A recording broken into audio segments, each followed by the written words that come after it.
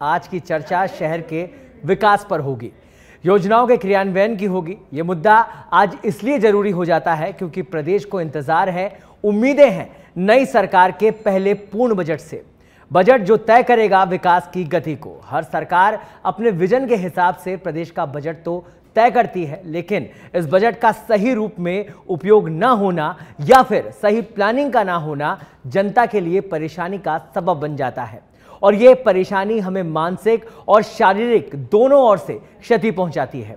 हाल ही में सरकार ने 26 करोड़ का बजट स्वीकृत किया है जयपुर शहर की सड़कों और सीवरेज के नवीनीकरण और सुदृढ़ीकरण को लेकर। तो आज की चर्चा में कोशिश यही जानने की होगी कि सरकार का विजन क्या है और यदि पुरानी गलतियां दोहराई जाती है तो ये साफ तौर पर जनता से खिलवाड़ होगा। और इस चर्चा को आगे बढ़ाने के लिए हमारे साथ हमारे गेस्ट जुड़ चुके हैं, उनसे आपको मुखातिब करा देते हैं। हमारे साथ जुड़े हैं पुनीत जांगू जी, कांग्रेस से प्रवक्ता है। हमारे साथ जुड़े हैं बीजेपी से प्रवक्ता अटल खंडेलवाल जी, सर बहुत बहुत स्वागत है आपका। जगरूप सिंह यादव जी हमारे साथ जुड़े हैं जो कि पूर्व प्रशासनिक अधिकारी हैं, सर बहुत बहुत स्वागत है आपका।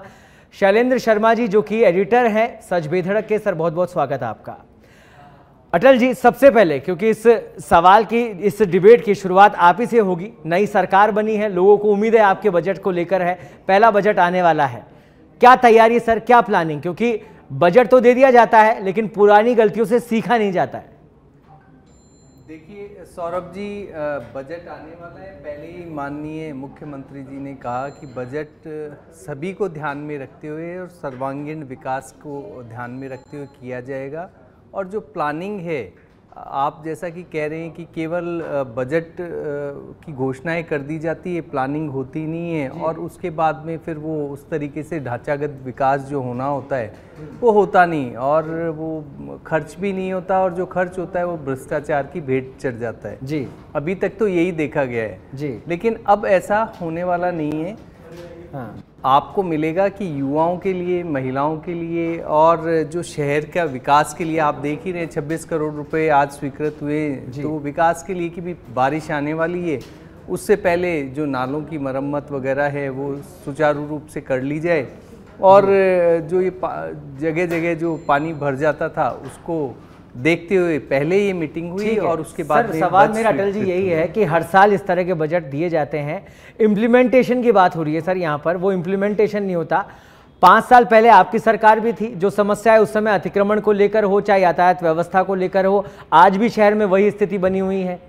अब आगे की प्लानिंग क्या है? इसीलिए मैंने जिक्र किया कि पुरानी गलतियों से नहीं सीखा तो फिर क्या सीखा? देखिए सौरभ जी, मैं आपसे यही बोलने की चेष्टा कर रहा हूँ कि जो 5 साल यदि गलत निर्णय हुए थे तो बदल भी दिया था।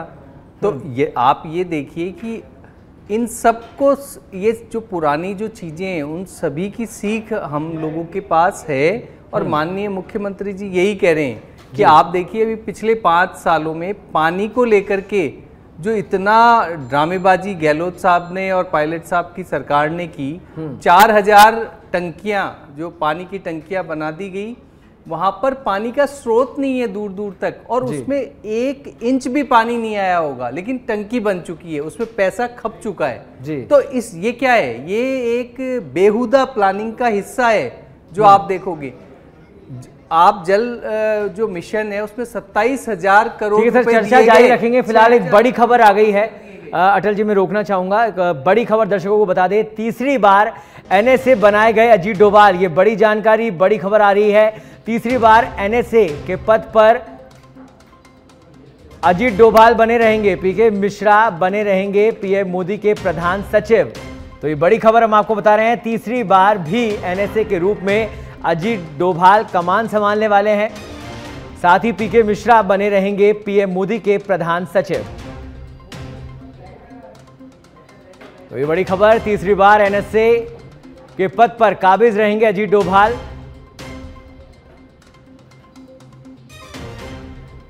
और साथ ही पीके मिश्रा पीएम मोदी के प्रधान सचिव बने रहेंगे।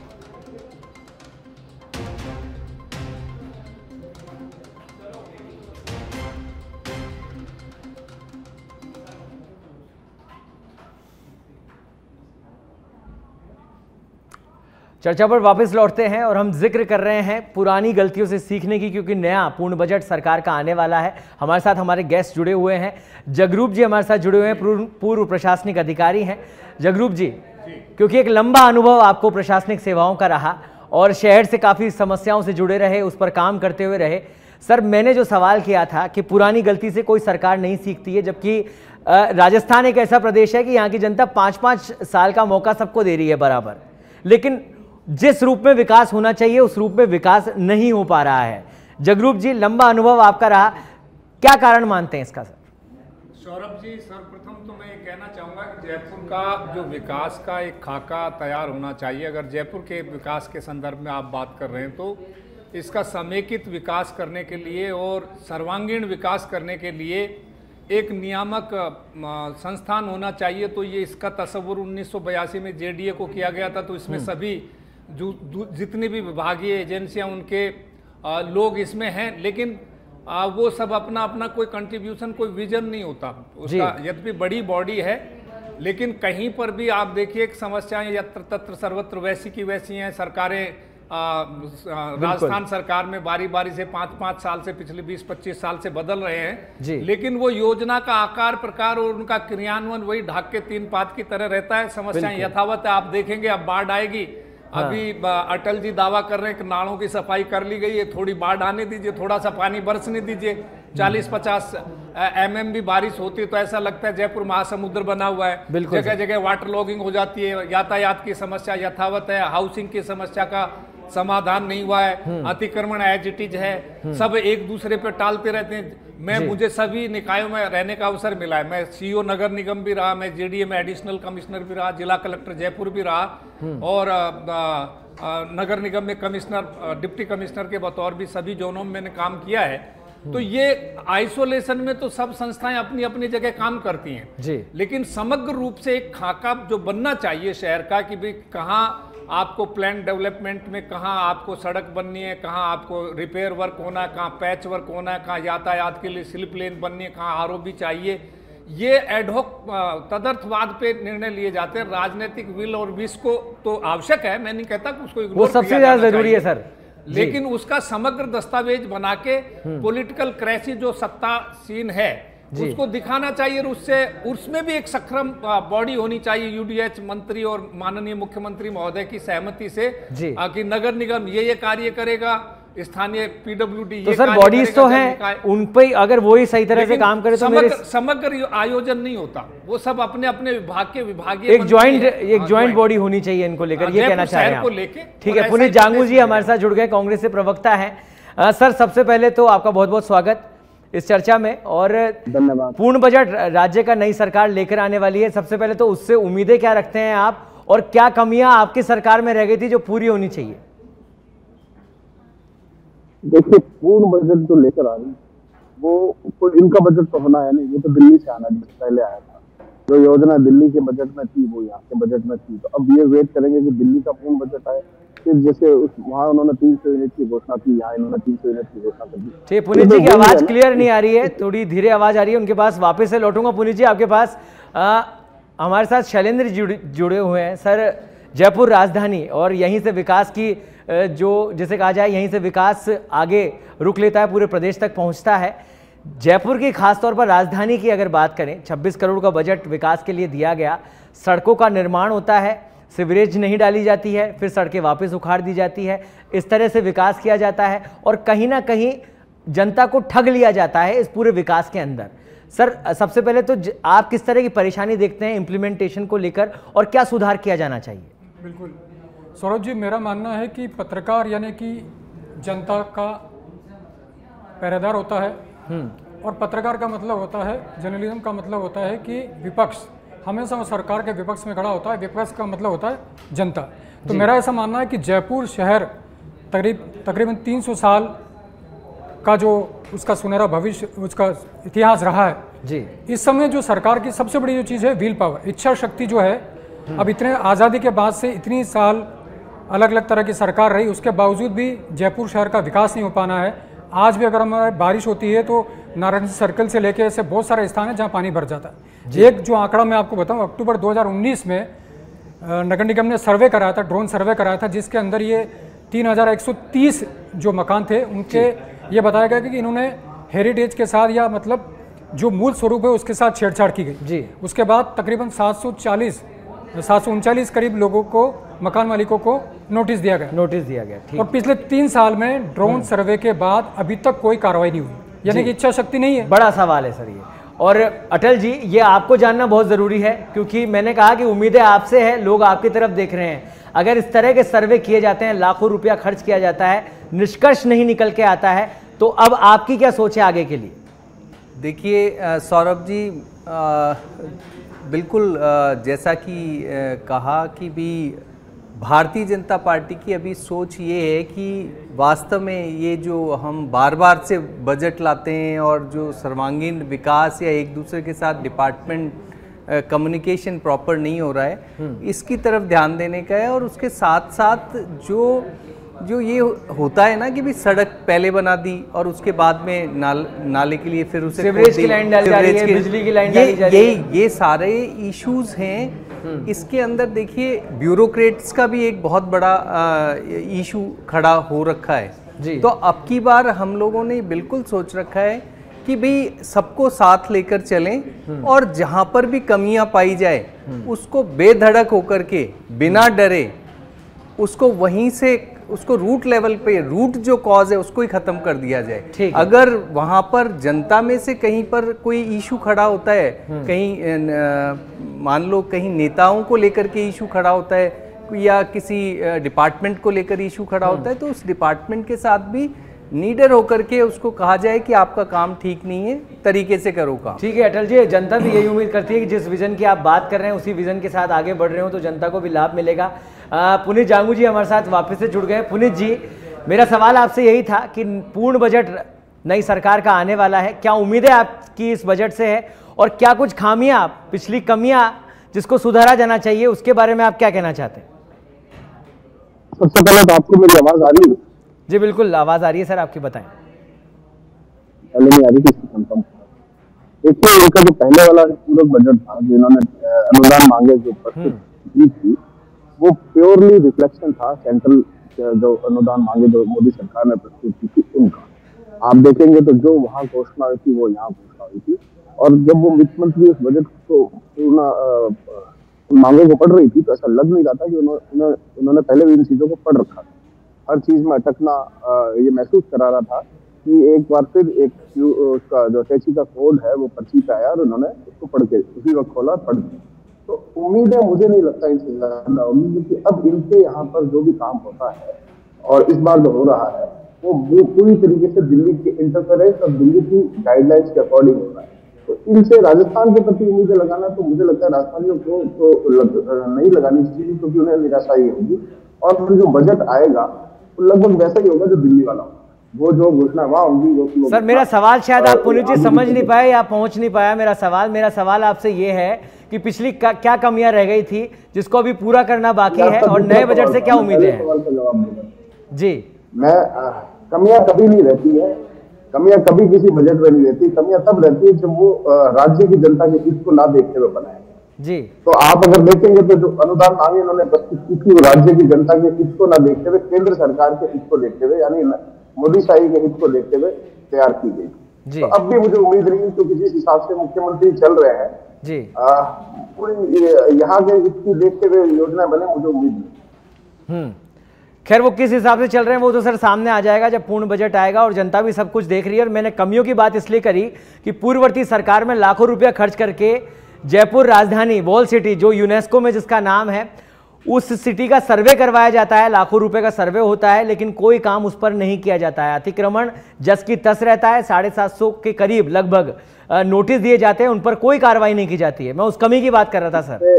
ये एक लंबा समय की प्रक्रिया है। आप सोचेंगे एक साल में ऐसा हो जाए कि इन सबको हटा दिया जाए वहां से, तो हम ऐसा कोई कदम कभी नहीं उठाते जिसमें उन्होंने मकान या वो अतिक्रमण को 1-2 दिन में, तो ज्यादातर अतिक्रमण बहुत पुराने हैं जी, तो पुनर्वास की भी योजना बनानी पड़ेगी, उनको किस हिसाब से सेटल करना है ताकि एक कियोस्क खड़ा ना हो। ये इंपॉर्टेंट है। आप एकदम से उनको घर तोड़ के सड़क पे नहीं ला सकते किसी को जी, तो ये भी करके दिखा देना, मान जाओ। सर 2019 में सर्वे हुआ, 21 में हुआ, 3 साल तक कोई काम नहीं हुआ, केवल नोटिस देकर कारगुजारी की गई। किस तरीके का समय लगेगा सर? कोई प्लानिंग होती है या नहीं होती है? अब तो आपको यही बताएंगे किस तरह का समय लगेगा। सर यही तो जगरूप जी कह रहे थे कि राजनीतिक इच्छा शक्ति होनी जरूरी थी, जो शायद पूर्ववर्ती सरकार में नहीं थी अटल जी, और अब जनता आपको देखती है। और जगरूप जी, जिस तरह की बात अभी इस समय हमारे कांग्रेस के प्रवक्ता कर रहे हैं पुनीत जी कि लंबा समय लगता है, तो सर इतना लंबा समय लगता है कि इंप्लीमेंटेशन ही नहीं हो पाता, कि मतलब आप सर्वे करवा देते हैं, लाखों रुपए खर्च कर देते हैं सर्वे पर और कोई कार्रवाई नहीं होती। परकोटे में स्थिति यह है कि वॉल सिटी की जो वॉल है, वहां पर कई मकान बन गए, उस पर उन दीवारों पर अतिक्रमण इतना ज्यादा हो गया। मैं तो यही कहना चाहूंगा सौरभ जी, मर्ज बढ़ता गया जो दवा की। आप देखिए कि हालात 1 से 2 निकाय बना दिए, यहाँ स्थानीय निकाय में जयपुर नगर निगम 2 बन गए, अब हेरिटेज अलग बन गया, ग्रेटर अलग बन गया, जयविप्रा है, हाउसिंग बोर्ड है, हाउसिंग के सब अपना काम छोड़ के और दूसरा काम कर रहे हैं। हाउसिंग बोर्ड को भी विकास कार्य करने की ललक है, हाउसिंग नीड को नहीं करना चाहता। नगर निगम भी चाहता है कि अधिकाधिक वो विकास के कार्य मिले, उसका बजट मिले, और वो जो मेंटेनेंस का कार्य जैसे स्वच्छता प्रबंधन है, यातायात प्रबंधन है, आवारा पशुओं की देखरेख है, जो उनके लक्षित कार्य, वो मुख्य कार्य छोड़ के गौण कार्य करना चाहती है। जयविप्रा भी अपनी स्कीमों में अटकी रहती है, जबकि जो इंफ्रास्ट्रक्चर आधारभूत ढांचा जो बनाना चाहिए जयविप्रा को, वो नहीं बनाती। और जो जयविप्रा ने जो कॉलोनियां बसाई, उसमें जैसे पूरी तरह से सुविधाएं विकसित नहीं की, वो नगर निगम को ट्रांसफर कर दी। कहीं पे कचरा गाह नहीं है, कहीं पे आपके बस शेल्टर नहीं है। तो ये सारा जो है बजट, या तो बज्म की हर चीज करीने से नहीं है, या मैं ही बेअंदाजे दिगर देख रहा हूँ। ये जब मैं प्रशासन में था तो मैं ये सारी बातें मैं लक्षित और इंगित भी की है, लेकिन नक्कार खाने में तूती की आवाज कोई सुनता ही नहीं है। बिल्कुल सर, आप ये देखिए, जब तक एक समेकित इसका मैनेजमेंट प्रबंधन नहीं हो, और जयपुर का खास तौर से जयपुर इतना बड़ा शहर है, वर्ल्ड टूरिज्म के मैप पे है, अगर इसको ढंग से चीजें नहीं की गई, मुख्यमंत्री और यूडीएच मंत्री की गंभीर समिति सारे विभागों की जो अंतर विभागीय गतिविधियों का निरूपण नहीं करे, और उनको नियामक रूप से उपसादित करके और उनको अप्रूव नहीं करे, तब तक मैं समझता हूं कि हर विभाग अपनी अपनी डपली, अपनी अपनी राग बिल्कुल सर, एक कंफ्यूजन भी आप जो कहना चाह रहे हैं। सड़क बनाई जी, पीएचईडी डिपार्टमेंट वाले वाटर लाइन के लिए दूसरे दिन तोड़ने लग गए नई सड़क, फिर वो बनती नहीं 6 महीने तक। जी, नगर निगम आया, उसने कहा सब बस शेल्टर बनाएंगे, सड़क तोड़ दी। टेलीकम्युनिकेशन विभाग आया, केबल बिछा दिए। बिजली विभाग आया, बोल साहब हम लाइनें डालेंगे, खंबे डालेंगे। तो ये कहीं ना कहीं फिर प्राकृतिक प्रकोप आते हैं तो शहर की हालत बद से बदतर हो जाती है। क्राइसिस मैनेजमेंट करने के लिए भी कोई रेस्पॉन्सिबल एजेंसी नहीं है, सब एक दूसरे का उत्तरदायित्व बताते। बिजली के करंट से मर जाओ, बिजली वाले कहते हैं कि साहब ये नगर निगम करेगा, वो नगर निगम कहता है जेडीए करेगा, और बिजली विभाग कहता है कि हमारे पास पैसे नहीं है। तो ये मैं समझता हूँ सारी समस्याओं का समेकित हल। ये कंफ्यूजन सर एक तरफ है, और दूसरी तरफ राजनीतिक बयान एक तरफ है। जब आपने कहा राजनीतिक इच्छा शक्ति होनी चाहिए, पुनीत जी कहते हैं कि समय लगता है, इसमें नहीं हुआ तो नहीं हुआ। ये सर क्या संदेश क्या देना चाह रहे हैं पुनीत जी आप? अगली सरकार को क्या संदेश देना चाह रहे हैं आप? समय लगता है तो मतलब काम पूरा नहीं किया जाएगा। 2019 में आप समय लगाते हैं और पूरी सरकार 5 साल आपकी यहाँ पर रहती है, काम नहीं होता। आपको ध्यान होगा तो 2019 के बाद इसके अंदर हम कोविड से जूझते रहे। अगर आपको नहीं ध्यान हो तो मैं आपको बता दूं। नहीं सर, ध्यान है सर, ध्यान है जी। तो आप आगे, लेकिन 2021 में नहीं था सर कोविड, उसके बाद आपने 3 साल तक कोई काम नहीं किया इसमें। मैं आपको फिर, आप अपनी बात कर लीजिए, मेरी सुन लीजिए। हाँ बोलिए सर। मैं जवाब दे रहा हूँ, बीच में अटका रहे। हाँ बताएं।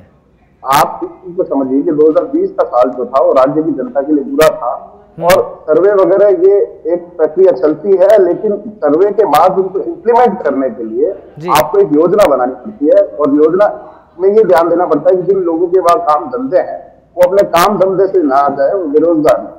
सबसे पहली बात, घर तो चलो आप कहीं भी बना के दे देंगे कि आपको हम जमीन दे रहे हैं या घर दे रहे हैं, लेकिन कई लोगों के प्रभावित होते हैं। ऐसी परिस्थिति को कभी पूरी तरीके से खत्म नहीं करना चाहते। हम चाहते हैं, हमेशा हमारी प्रयास रहा है कि जनता के ठीक है सर, आपकी बात मैं मान लेता हूँ, लेकिन जिन हवेलियों को तोड़ के, ठीक है पुनीत जी, मैंने आपकी बात मान ली कि जो रहवासी लोग हैं उनको जगह देनी पड़ेगी रहने के लिए, समय लगेगा, लेकिन जो लोग अतिक्रमण करते हुए मकान बना रहे हैं, हवेलियों को तोड़ के कॉम्प्लेक्स बना रहे हैं, व्यवसायीकरण हो रहा था, उसका सर्वे कराया गया था, उन सब पर क्या जवाब देंगे सर? मैं आपको फिर कह रहा हूँ, चाहे कोई भी हो, काम धंधे से इंटरफेरेंस में अगर आप सीज कर सकते हो, सब कर सकते हो, आप 200 तरीके के कानून अपना सकते हो, लेकिन जनता के अहित का कोई काम नहीं करते। अगर वो कोई मान लीजिए किसी को हटाना है, तो जब तक हम उसके पुनर्वास का पूरा प्लान नहीं बना देंगे तब तक हम उसे हटाएंगे। ठीक है जगरूप जी, कितना इत्तेफाक रखते हैं इस बात से? क्योंकि जो इनकी बात, जिस तरह की बयान ये रख रहे हैं पुनीत जी, उससे लग रहा है कि हम भी शायद, जो लिवरपूल यूके का एक शहर जिसको यूनेस्को ने अपनी लिस्ट से बाहर करा, हम भी शायद इंतजार कर रहे हैं कि हम भी लिस्ट से बाहर हो जाएं। हाँ, अगर यही प्रबंधन रहा तो सने सने हम वर्ल्ड हेरिटेज सिटी के रूप में, जो जयपुर को एक क्लासिफाइड शहर है जिसका अपना कंगूरा, उसका शहरी पैटर्न, उसकी सड़कें, उसकी बिल्डिंग बाइलाज, उसका रंग, आकार, प्रकार, इन सबसे बड़े विशिष्ट श्रेणी का शहर है। लेकिन अगर इसी तरह से अनियोजित विकास होता रहा तो मैं समझता हूं कि हम उससे हेरिटेज की सूची से बाहर निकल जाएंगे। मैं इनको कहना चाहूंगा पुनीत जी को कि इच्छा शक्ति बहुत महत्व रखती है। कांग्रेस के राज में जो वर्षों से अतिक्रमण हो रखा था बरामदों पे, वो खाली करवाया गया। लेकिन अब इस काल में चूंकि राजनीतिक मजबूरियां, कुछ तो मजबूरियां रही होंगी जो ये बता सकते हैं, शायद चुनाव वापस उन पे खूब अतिक्रमण हो गया, तो वो भी इच्छा शक्ति थी कि एक ही रात में रातों रात बरामदे खाली हो गए, अब वापस उन पे अतिक्रमण हो रखा है। जी बिल्कुल। अब इस काल में, तो इस काल में मतलब कहीं ना कहीं मिसमैनेजमेंट हुआ है, कहीं ना कहीं प्रबंधन ठीक नहीं है। और शहर जो हेरिटेज में जब निगम भी बना हुआ है, कांग्रेस का बोर्ड बना हुआ है, उसमें कमेटियों का गठन नहीं हुआ है, मीटिंगें समय पे नहीं होती, इनको आपस में लड़ने से फुर्सत मिले, तो मैं समझता हूँ विकास। बिल्कुल सही बात है सर, समय पर अगर कमेटियों का गठन हो जाए, नगरपालिका अपना काम करे, तमाम विभाग, तो कहीं ना कहीं समस्या जल्दी समाधान हो। शैलेंद्र जी, आप क्या देखते हैं और कितना इत्तेफाक रखते हैं जगरूप सिंह जी की इस बात से कि एक ज्वाइंट कमेटी होनी चाहिए तमाम विभागों की, जिससे काम जल्दी हो, विकास को भी गति मिले? बिल्कुल, मैं एकमत हूं उनके साथ में कि एक ऐसी ज्वाइंट कमेटी होनी चाहिए जो पूरे शहर पर फोकस करे। हाँ। चाहे वो नगर निगम हो, जेडी हो, पीडब्ल्यूडी हो, जलदाय विभाग हो, तमाम जो एजेंसियां वो मिलकर काम करें। आज यहाँ पर किसी कॉलोनी में नई सड़क बनती है, अगले दिन दूसरा विभाग वाला आते हैं और तोड़ देते हैं, ये कहकर कि यहाँ पे हमको पाइपलाइन जोड़नी है, यहाँ पर हमको अन्य कोई किसी तरह की केबल डालनी है। इसी तरह से अगर हम बात करें स्वच्छता सर्वेक्षण, आप अंदाजा लगाएं कि कितने सालों से, जब से स्वच्छता सर्वेक्षण अभियान जो चला है केंद्र सरकार का, इंदौर लगातार नंबर 1 पे। क्यों? उसके बाद इस सेकंड नंबर पे आता है सूरत जो गुजरात से, तीसरे नंबर पे आगरा। जयपुर क्यों नहीं?